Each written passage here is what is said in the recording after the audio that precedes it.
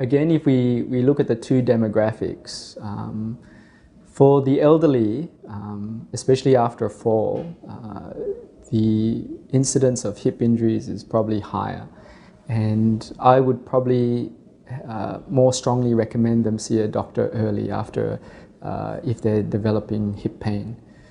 For the younger patient, often after a sports injuries, usually we recommend it to rest, ice it, and maybe take some Panadol or some short course of anti-inflammatory. And if it continues after 2 or 3 days, then it's probably worthwhile getting a checkup by a doctor. So usually, on seeing a doctor, the doctor will ask you a lot about the mechanism of injury.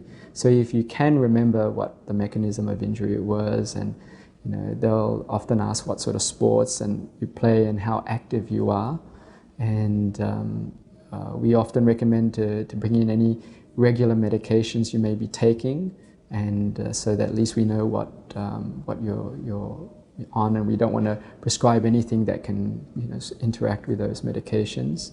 Then we will examine the patient, and you'll undergo a full physical examination.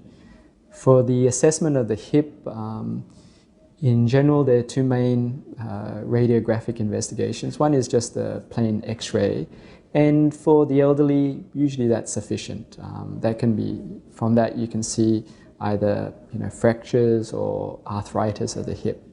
For the younger patients which may have more subtle injuries such as muscle tears or ligament tears, then an MRI scan would be better to be able to pick those things up.